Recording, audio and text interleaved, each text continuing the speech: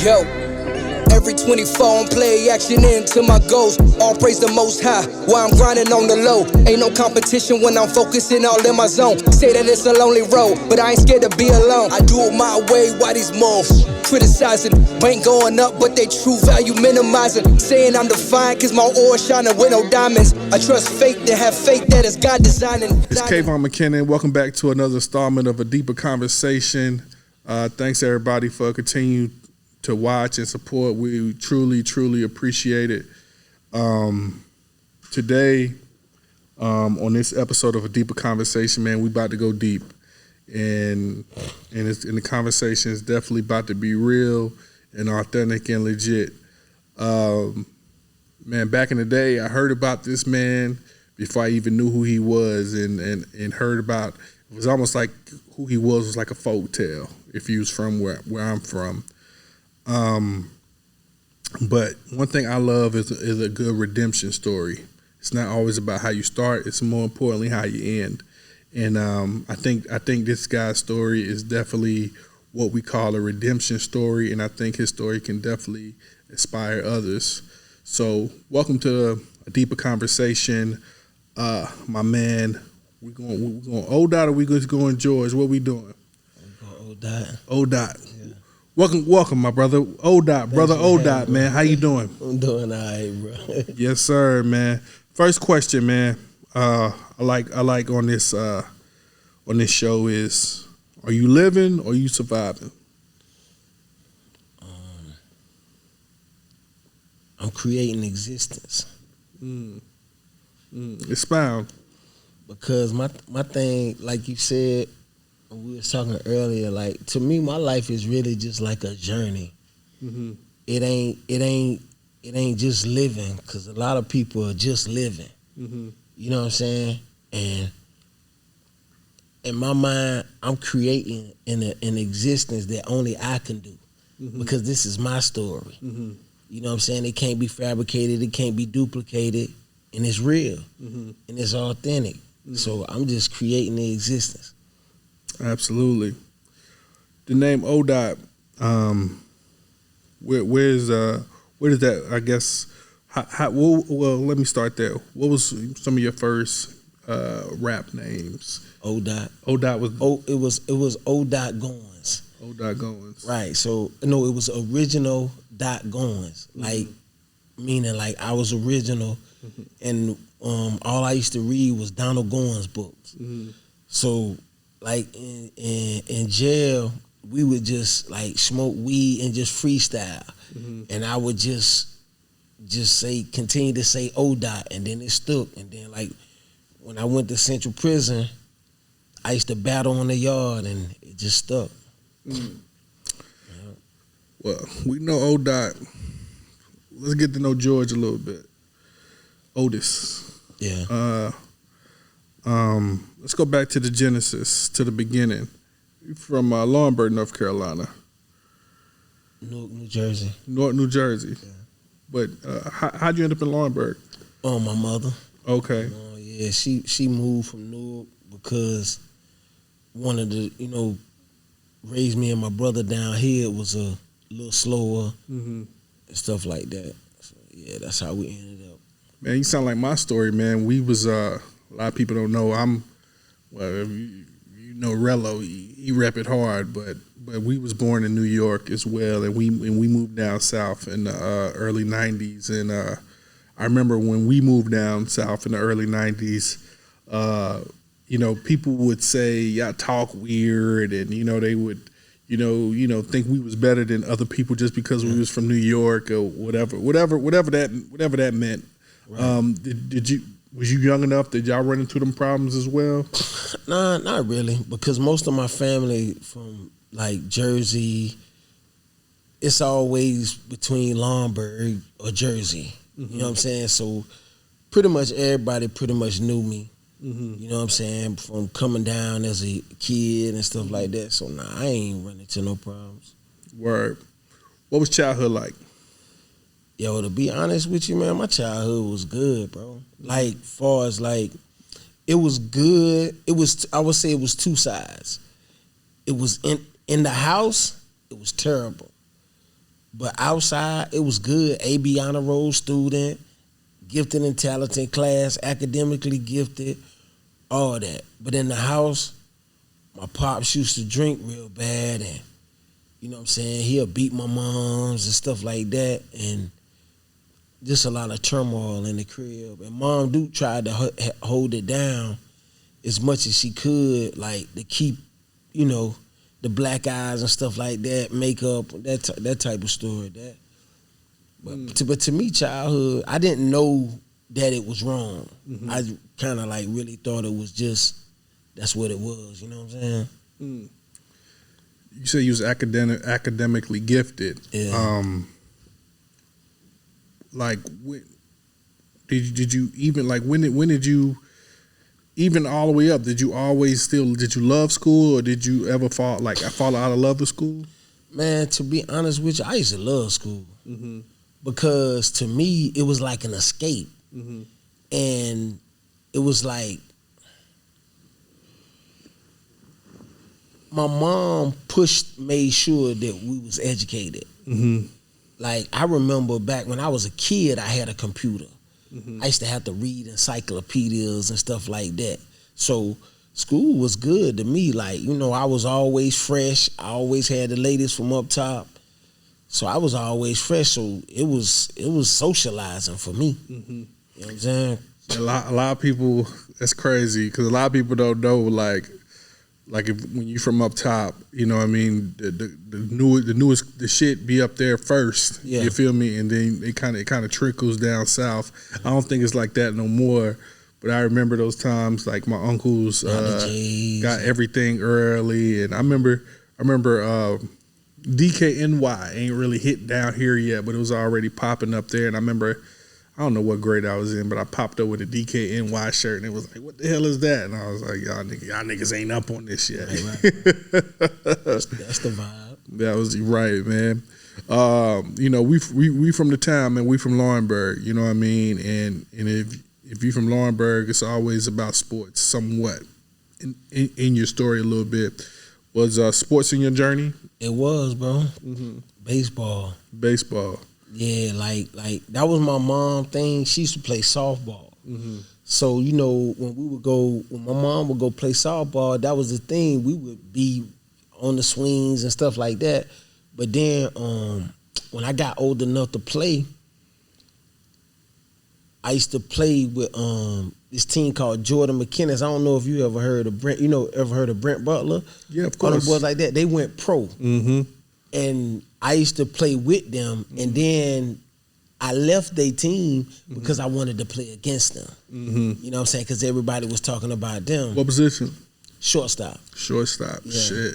Mm-hmm. Who'd you look up to and who's some of your favorite baseball players? Dwight Goodwin, Roberto Clemente,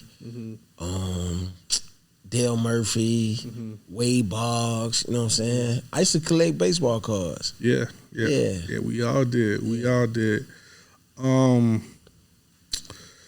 Did you graduate, or did you? What? I was supposed to graduate in like 95. 95. Yeah. Word. I remember, man. I was fucking probably 10th, 11th grade.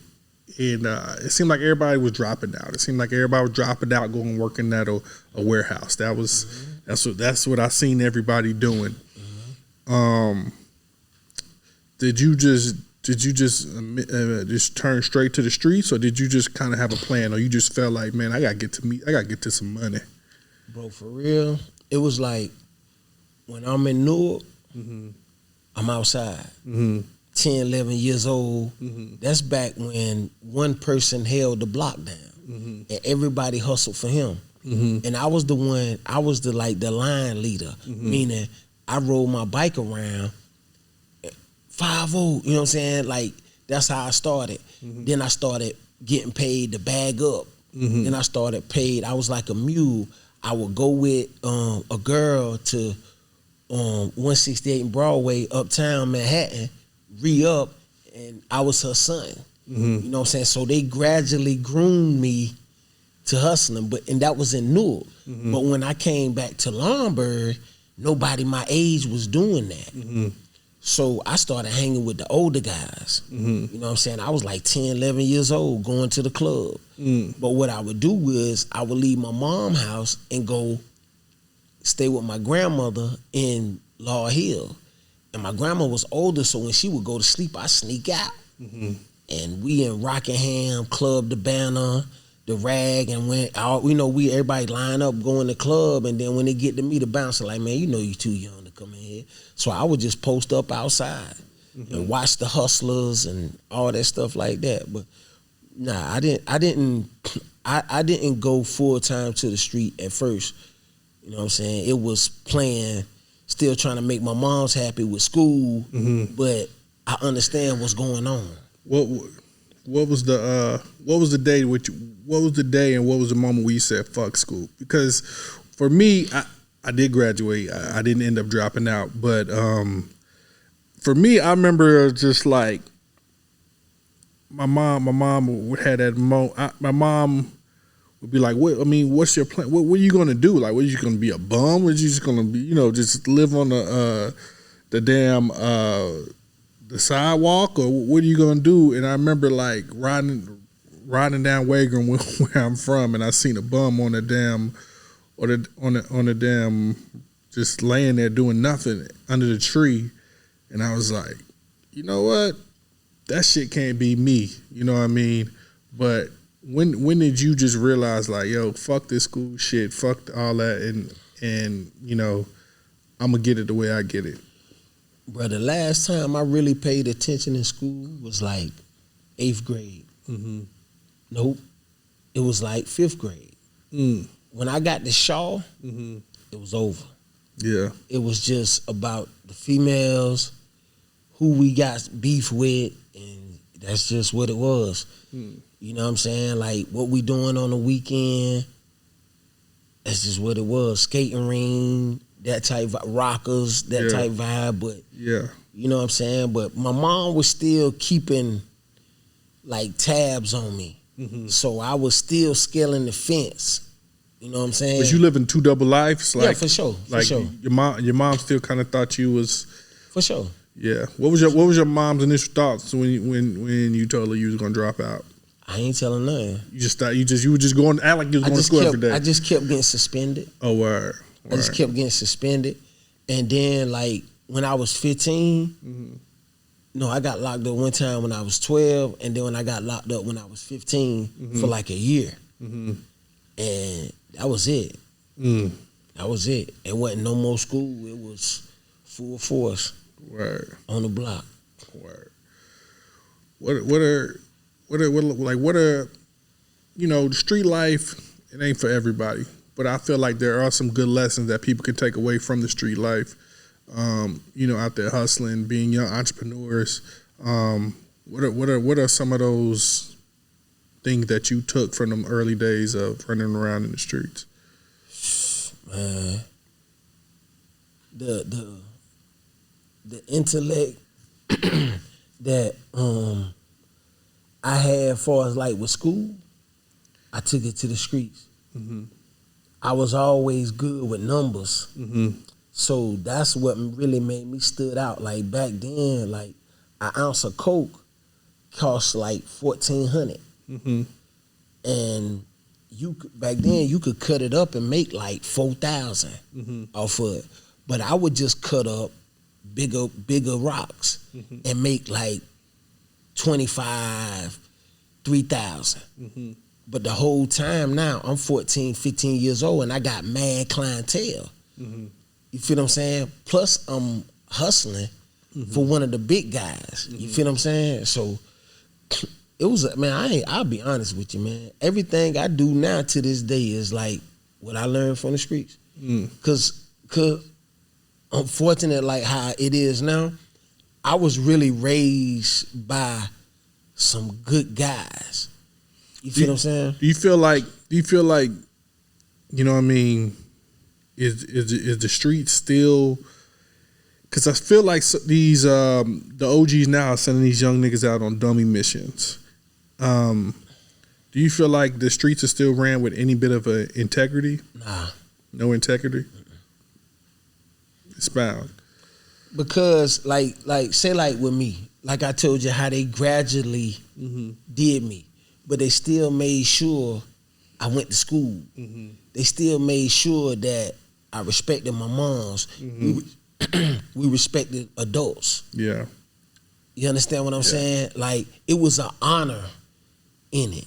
Yeah. Now, like how you say, I don't even call these guys OGs.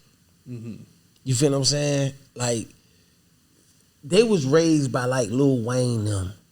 Like a lot of these dudes now, they was raised by music, the rappers. You know what I'm saying? I was somewhat raised by rappers too, but I also had the guys right there to show and prove. See, no. I see where you're going with this, because I remember it was a time in Laurinburg where always was niggas beefing, but it was like Cross Creek beefing with these niggas over here, with Washington Park, or Wagram niggas beefing with this and all that. It was no such thing as gang culture. That wasn't a thing. But then it was a moment where rap music got so big, and rap music got so big with gang culture, and I used to think like, how could it be a blood in Laurinburg? You know what I mean? Now there was one guy, I ain't even gonna say his name, that he was from up top. He was a blood, and then he trickled down, and I started seeing a lot of people becoming bloods. But it was between that and the music, and that's when I was like, is rap music making these niggas bloods, or is like some real blood niggas out here? I stayed away from all this shit, because, you know what I mean, that was never my vibe. I seen my little brother got caught up in that bullshit, trying to gang bang and shit like that. So yeah, I don't know how the music started raising these niggas. Well, I look at it like this, man. Music always been influential. Even like a lot of the killing and stuff that go on now, it's really the music. You feel what I'm saying? Little young bulls, they wake up, you got 30 years. Music ain't playing no more. The reality is you gotta do that time. But me personally, I never gang bang or nothing like that, because I didn't grow up like that. Even in prison, I know in prison people eventually will find gang banging, or they become Muslim, or they, you know what I mean. So I ain't trying to skip. I was trying to go in sections, but when you got to prison, why you didn't, you know, either gang bang or go that type of route? I was already incarcerated for 2 capital murders. What can somebody tell me? Right. Why would I follow you when I know what I am? You know what I'm saying? I know what I'm gonna do. Yeah. You know what I'm saying? So and I done been through the fire. Yeah. So anybody that know me, anybody that see this, they'll comment up on it and say, yo, I wasn't blood, I wasn't Muslim or nothing, but I was real respected, just like them. You know what I'm saying? Because it was times where I got into it with you know what I'm saying, the B's and the C's. You know what I'm saying? And I'm gonna carry it the same way. You feel what I'm saying? Like, I ain't no picks. Yeah. Like you know what I'm saying? Like in the penitentiary where I was at, is everything's about respect. Absolutely. You know what I'm saying? Ain't no playing around. You know what I'm saying? Ain't no playing around. So let's take a step back. So I'm a little bit younger than you. I remember, like I said, I didn't even know you, but I knew your name, and I heard about you. I heard about Otis. Otis is on the run. Otis is on the run. Like, watch out. It's got Otis. It's got Otis. And I was like, who the hell is Otis? Like, who is this guy that's been on the run for all this time? And it was just like the allure of you, of who you was, and what was that time like? Just being on the run and people just, you know, just kind of hearing your name and just what was that whole time like? Yo, You want to know the truth? Talk to me. I never even felt none of that. I was where I was at in Newark, pumping heroin. You know what I'm saying? I would tap in a few times, and you know, my people tell me, look, they just kicked down this door, kicked down that door. I was getting money. I wasn't even, you know, I didn't really feel the what people were saying about me until I got caught, and I was in the county jail, and I was looking at people tell me that they saw me. Let's take me back to the day you got caught. How long exactly was you on the run? 3 months. 3 months, and take me to the day you got caught. Was you doing anything different? Was you moving a little sloppy? How you feel like they finally got you? I knew they was coming. Yeah, I knew they was coming. Right. I already knew they was coming because my cousin was dealing with the police, and he asked her, "Why is they watching your house?" And I was already out on bail, and my mother had to put one of the houses up for me as collateral. So I wasn't gonna let her lose that, but I wasn't gonna turn myself in neither. Right. You feel me? So I was pumping heroin, and like I said, when they bust in the house. Was you in Lombard or in Jersey? I was in Jersey. In Jersey, okay. When they kicked down the door, you know, they hit ATF and all that. I had a bunch of heroin. They was looking for guns. I had a bunch of heroin and money. You feel what I'm saying? So they grabbed me, locked me up. The girl that I was with, they locked her up, and they was asking her questions, and they took me to the Fed joint in Jersey and just handcuffed me and just asked me a bunch of questions. And I just, you know, did what I was taught to do, is just look at them and ask for a lawyer. And that's what I did. When did it sink in that, you know, your life is about to change and you probably gonna have to sit down for a while? I had already been to prison like 2 times before that. Okay. So when you know what I'm saying, when I pulled the trigger, I knew it was over. Because it happened broad daylight in front of everybody, and I knew exactly what I was coming to do, and I was well aware of the consequences. So as soon as I pulled off, I knew it was over. You know what I'm saying? But it was just, I was willing to just like live until I couldn't live no more. So when they caught me, I was ready for the next phase of my life. I knew sex was over, you know what I'm saying? Because, you know what I'm saying, turning gay ain't an option. I knew that, you know, being free again, a free man again, and worrying about what's free on the streets is done. I knew that I might die in prison, and I might have to watch my mom be buried and all that. So I had already switched. My mind had switched. As soon as they locked me up in Jersey, I was ready for it. Was you already a father? Huh? Was you a father yet? Yeah. Okay. Oh yeah. Okay. But honestly, man, when I was in the streets, I didn't even know how to be a father. Like I knew how to take care, meaning provide. You know what I'm saying? Like give my kids' moms money, stuff like that. But as far as like being a father, being there physically, I was never there. Never there. You know what I'm saying? I'm always, everything is important over here. Yeah. You know what I'm saying? When do you feel like you kind of settled down in prison, as in like, did you eventually just go in there on some rah-rah shit, or do you eventually kind of, a switch kind of went off and you said like, I got a plan, or I'm gonna get a degree, I'm gonna come up with a business plan? When did you feel like the mindset changed from, you know what I mean, I'm just gonna be in here and do whatever, to, you know, I'm really gonna come out and get a whole plan? Honestly, bro, when I started seeing the evidence that they had on me, I started getting some hope.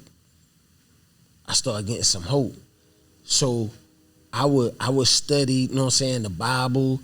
I would start reading a lot of books, and then like when you get locked up, your mind get clear. On the street, every day is a pound of weed, Hennessy, you know what I'm saying? Yeah, all that, you know what I'm saying? So now I'm locked up in that gifted and talent, that academic part of me coming back. So now I'm reading, I'm studying, I'm fasting, like a lot of stuff is just becoming clear to me. So the first two, because I stayed in the county for a couple of years. You know how it is in there, like, you know what I'm saying, ops coming in, you gotta be ready, you know what I'm saying? But then I started settling down, I started noticing the evidence that they got, and, you know, my cousins, they paid for my lawyers, you know what I'm saying? And I'm seeing a lot of breaks. And then, like, one time the police took $25,000 from me. Before I created the murders, they took it from me wrongfully. So I started reading searching procedure books, and I ended up getting that back because I filed a motion. But I learned about motions by reading.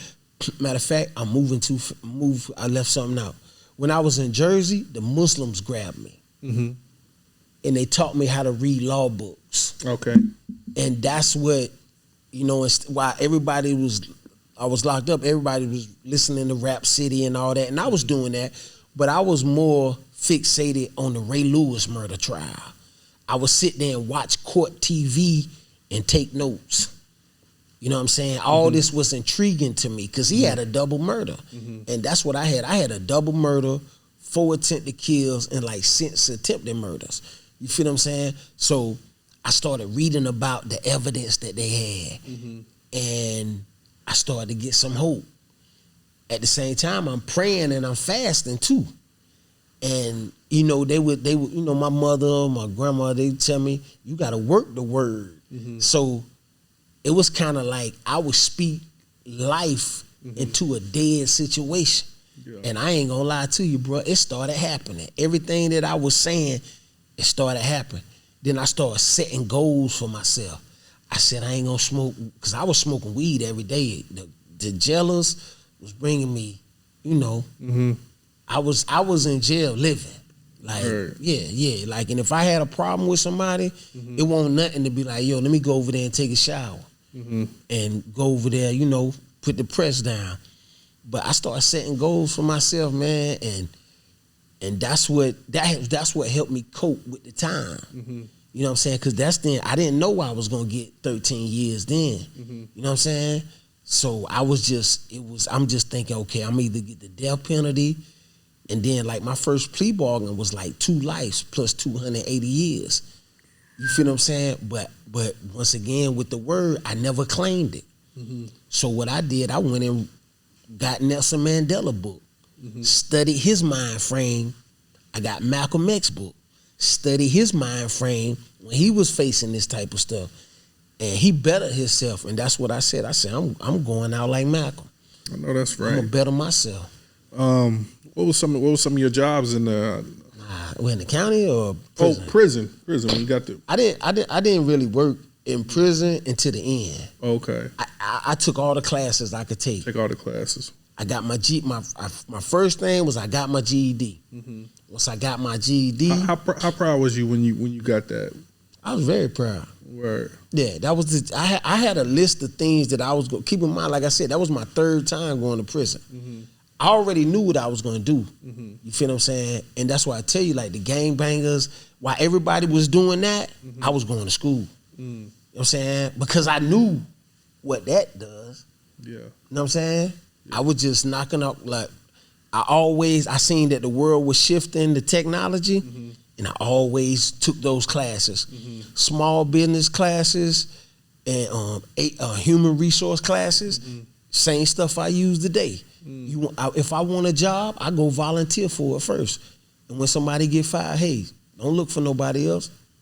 ODOT know how to do it. So, you know what I mean? But like, yeah, I was very proud when I got that, bro. I ain't even gonna cap to you. That's what really ignited the fire when I was in there. Absolutely. Let's get to your release date. Take me through that last 24 hours. before your release date? What's your mind state? What are you thinking? What are you feeling? What are you thinking? Like the first thing I'm gonna do when I get the fuck out of here. Take me through that last 24 hours in there. Man, I'll be honest with you. I wasn't even thinking. Cause I had been locked up almost 14 years and the world had changed. What year is this? What year? 2011. 2011. Okay. So by then, I already knew what my first day was gonna be like. Mm-hmm. It was already planned. My lady had laid it out, had already bought a crib, all my clothes, everything. You know what I'm saying? Like, everything was laid out. Mm-hmm. You know what I mean? She was going to pick me up. Nobody was going to know I was home. No family, nobody, just her. Mm-hmm. You know what I'm saying? And, you know, after 14 years, you know how that went. You know what I'm saying? Say less.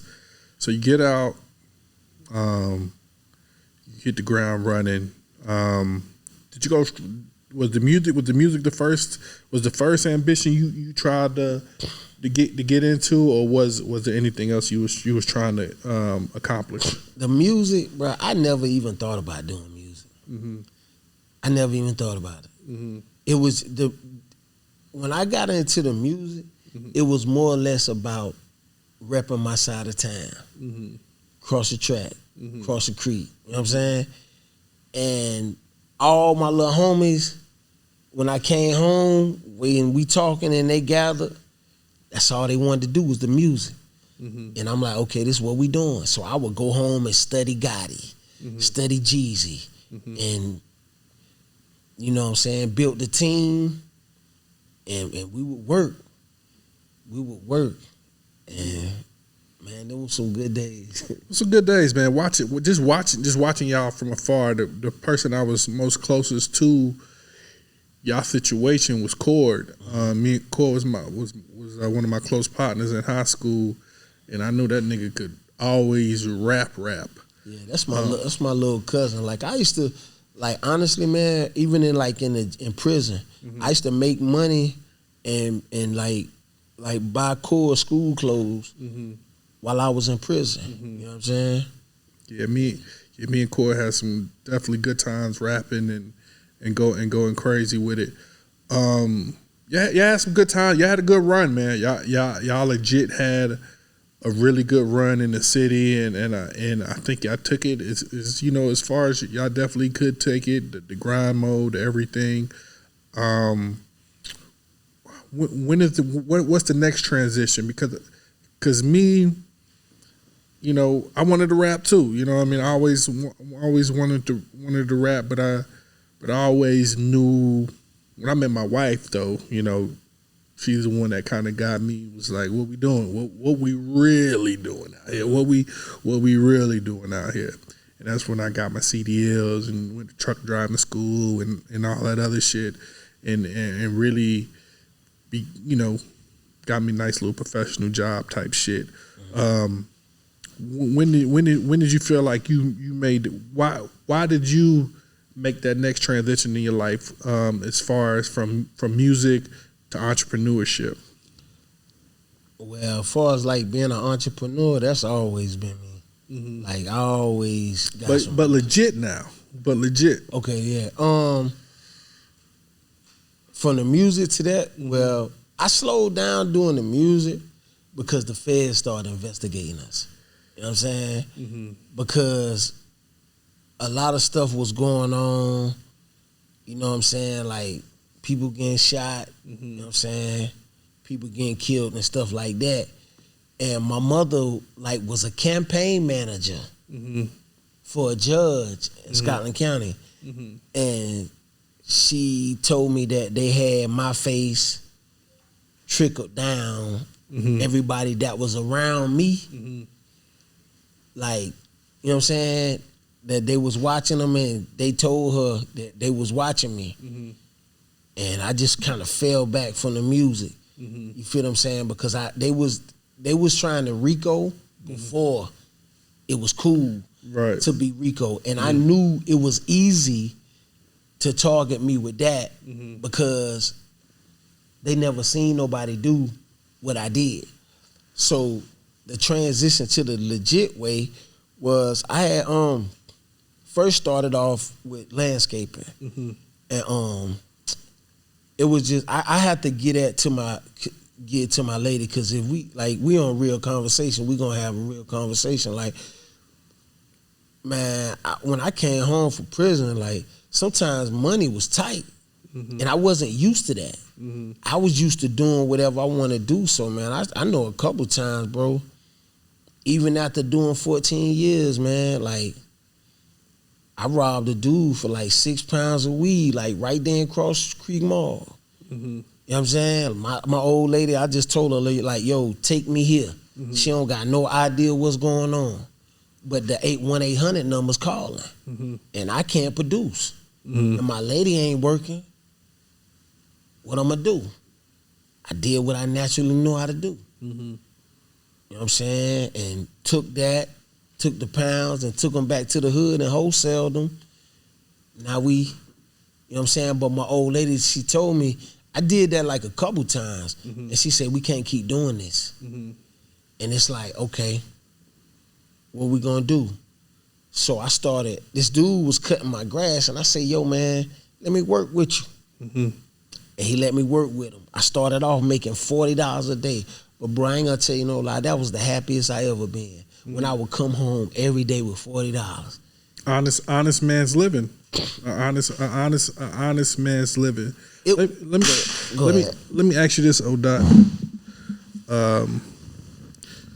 Like being with your background, do you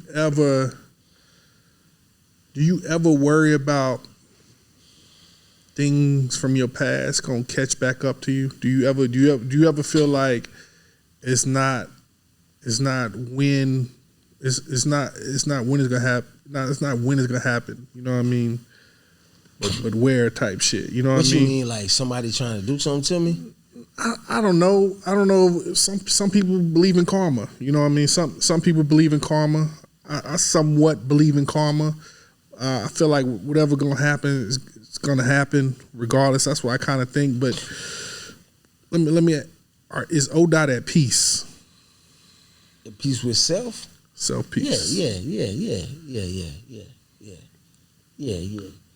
I'm definitely at peace. I'm definitely at peace. At the same time, honestly, bro, even though I live a legal life, right, I still move as if I'm on the run. Like, this dude, my man asked this dude, he said, yo, do you ever see O? He said, when O be around here? He said, I'm going to tell you the truth. You ain't going to never see O unless he wants you to see him. You know what I'm saying? Like, I don't announce my moves. I don't announce when I'm coming. You know what I'm saying? Like, I still move as if somebody trying to do something to me. I move carefully. You know what I'm saying? I'm in tune of what's going on. A lot of people that said they was gonna do something to me, I done seen them. You know what I'm saying? I done seen them. Let's get to today. Cross the track TV. What's the most satisfying thing is with producing content now with cross the track TV? You know, you pulling up on business owners, and then also when the young boys pull up on you and want to come on your show and freestyle and do all that. What made you want to give back? You know what I mean? Because we done touched on the negative shit, but people, they won't highlight the positive shit that you're doing now with giving back to business owners and putting that shine on them, and then giving a platform for you. Like I said, like these young artists want to come on your show and freestyle and stuff like that. What made you want to create a platform for those people? To be honest with you, man, like, I knew, like, I used to leave from Raleigh just to go be in the hood. And I would be all in the hood all day doing nothing. You feel what I'm saying? And it was like so much started happening And then, honest with you, when Nipsey got killed, I said, it's it. Instead of me being cross the track all the time, I gotta take cross the track with me. Mm-hmm. You feel what I'm saying? And far as like the young boys, like I love them, man, because I understand them. Mm-hmm.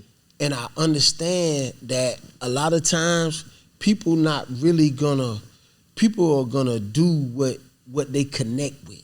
Mm-hmm. And I connect with the young boys. Mm-hmm. You feel what I'm saying? Like, far as like the business owners, like I love that type of stuff because at the end of the day, everything is about promotion. Mm-hmm. Like my biggest thing is marketing and promotion. Mm-hmm. So me giving them that chance on my platform is more gratifying than anything, because it's like it goes back to that gifted and talented part and academically gifted part, right? This is what I really like to do. Mm-hmm. The as they label me, the killer, the murderer, whatever, that's who the streets made me. That's who I became. But it goes back to the Bible, say when you raise them up, they'll return to that. Mm-hmm. My mother dead and gone now, God bless her soul. But I am who she always said I would be now. Mm. And that journey from here to being in one of the most dangerous prisons and surviving and all of that is just creating existence. That was why when you asked me that, I told you that, because it's like a journey to me. It's like, even like this right here, it's like I done seen this before. It's like this is normal to me. That's why, like, when I'm in front of the camera, I don't gotta act. Mm-hmm. It's normal. You feel what I'm saying? But it's gratifying when I do that, man. And I get motivated by y'all. Yeah. Somewhere right now, it's a YN throwing on his black Air Force Ones, about to throw on his black hoodie, and it seems like these young boys out here working the night shift, about to go check every door handle, every car handle in the suburbs, and you know what I mean. It feels like that's what they do now. What motivation would you tell some of these young boys that feels like? To me, I feel like they're just tricking their life away, because anything they about to find in this house and this car is not nowhere near worth their freedom at all. What would you say to these young boys out here that's out here about to throw their life away over the minorest thing? Now let me be honest. Now, granted, we all don't come from the same circumstances. Right. I can be totally honest. I totally understand it. We all don't come from the same circumstances. But at the same time, prison ain't it. Right. Somebody taking your freedom ain't it. What would you tell to these young boys, to a young boy that feel like he ain't got no hope? This is what I do every night. I go out there and I hit the block, I hit the streets, and this is what I do. That's my night shift. Now, I'm gonna tell you this, right? All it is redirecting that energy. That's all it is. If you got the heart to walk up to a car and don't know what's gonna happen, guess what? You got the heart to start a business. What's the difference? Most people don't start businesses because they scared it's gonna fail. When you putting your life on the line, you have no fear. Mm-hmm. You know what I'm saying? When I was out there running those streets, I had no fear. Mm-hmm. Actually, I didn't even expect to live past 21. Just being honest with you. Mm-hmm. And I was ready for that. I knew that was my faith. So when I see the young boys now, I understand them. Mm. You feel what I'm saying? But what I do, I try to redirect their energy. Mm-hmm. You feel what I'm saying? So my thing is this. You got a kid. He can tell you every song that that King Von made. He could tell you every song, word for word, right? With that That's intelligence. That's muscle memory. You feel what I'm saying? That's listening, connecting with. So that's the same kid. If you teach him the steps of how to start a business, LLC, loan from the bank, it's still the same thing. You just redirecting the energy. You feel what I'm saying? And the biggest thing is making it connect with them and make like people talk, but if I'm not understanding and comprehending what you're saying, I'm a listen. Then I'm gonna go right back to doing. I mean, that's even in my life today. Like I be like even when people start talking about stocks and bonds and all that shit, I'm just gonna I just go back to what I know. All right, I'm gonna keep money in my little 401k, and you know what I mean. I'm gonna let them. I got some money in my savings. I'm gonna let that motherfucker get big and try to ride out into the sunset type shit. You know what I mean? Because the shit don't be making no sense to me. Like when people talk about Bitcoin and all this other shit, makes no sense to me. But see, this is what I'm saying. Okay, so boom, I was groomed as a young age to be a hustler and a shooter. So you telling me them same kids, say right now, if I go to the hood right now, it's guaranteed it's 2-3 kids out there with 4 or 5 ARPs in their leg, shiesties on. Yeah. Some of them got switches with 50s on them. Yeah. So you take them same kids and teach them real estate from a young age. But how you gonna teach? But real estate? Yeah. I would say, me personally, I feel like your phone is the cheat code. Your phone is the cheat code because back in the day, motherfucker, when you was trying to figure out a plan, you had to go to the library and get a encyclopedia and whatever. Now the phone is the cheat code. You can Google anything. What you trying to find, all the information is right there in that phone. I'm not gonna say it is no excuses because some of these boys come from really bad backgrounds. See, that's the thing, bro. Like you blessed to have that foundation that raised you up. Everybody ain't got that. I had a great mom, right? But I say that to say, bro, is when I said 7 years old, right? A lot of the young girls are being raised by who? The Sexy Red. Sex. Well, I guess it depends on Glorilla. Who raising them. But to what you said, I was raised by good foundation. Oh, this shit could have went left for me too. Of course. This shit could have went left for me too. They wrote me off.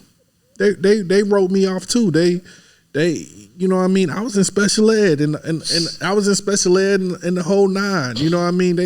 They wrote me off. In the whole 9. But at the end of the day, you have to make a decision. You have to make a choice. I remember it was a point in my life where I was like, fuck this, because I was in a behavior class and shit, and I was like, fuck this shit. I want to be in the class with the regular folks, right?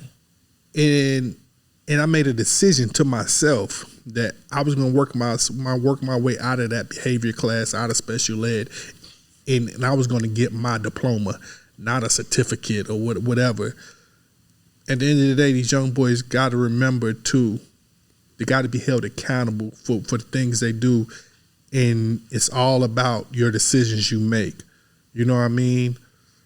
Yeah, quick money is good and all that type of shit, but eventually you're gonna have to say, I'm gonna change what I'm doing. I'm gonna be the change I want to be. You know what I mean? So it's about decisions, man. And I mean.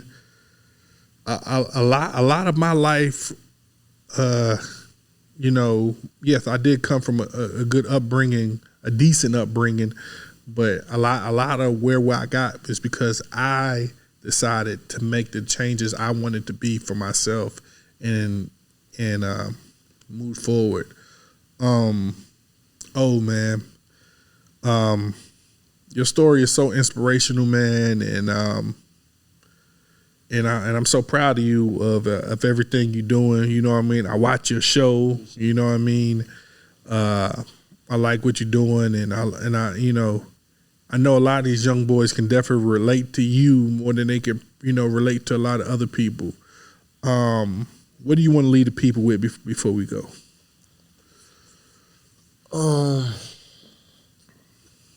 Just follow your heart, man. Mm-hmm. That's it. Mm-hmm. Just follow your heart, and it's better to if we don't give these kids guidance today, Mm-hmm. we're gonna have a gun in our face tomorrow. Absolutely. And you know what? When we was talking, man, you know what I want to do? What's that? One day when you get some time, Mm-hmm. I want you to come to the hood with me. Come to the hood with you? Yeah. No problem. I want you to do this with all the young. Like I want you to like, and you gonna be good. I want you to ask them real questions that you're thinking. Mm-hmm. Because the first thing I thought about when you was like, they gotta hold themselves accountable. They got to do that. To a kid that don't know if he gonna live or die tomorrow, he has no forward thinking. Mm. He's only thinking who's in that car. Mm-hmm. He's only thinking who is that behind that hoodie. Mm-hmm. You feel what I'm saying? Yeah. And it's what you speaking is truth, but it's not registering to a person whose mother's on drugs. You feel what I'm saying? Because it's survival. Mm-hmm. And it's in its survival. It's like an evil game. I always call it like a tornado. Mm-hmm. Because right now, I could go right back to the streets. And you know where that tornado gonna spit me out at? Either a grave or prison. Mm. And what happened is I decided, like you said, I made a choice. I wanted different. But I had to be shot down. And I had a bunch of mentors. Mentorship is key. It's key. Extremely important. Extremely important. It's definitely key, man. And this. I honestly, sitting here talking to you, this has been like therapy for me. Because I really don't think people really realize what goes on in those young kids' mind.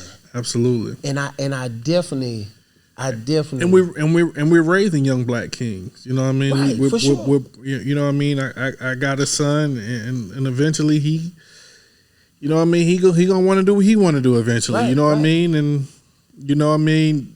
My voice ain't gonna be as loud as his friends. So, you know, all we can hope for, man. I just pray for all. I just pray for all these for everybody, man. I pray for peace. I pray for love. I hope that we all find peace. I hope we all find whatever we searching for, man. Doc, close us off with a motivational word before we get up out of here. Man, listen. 19 years ago, I was a kid, lost.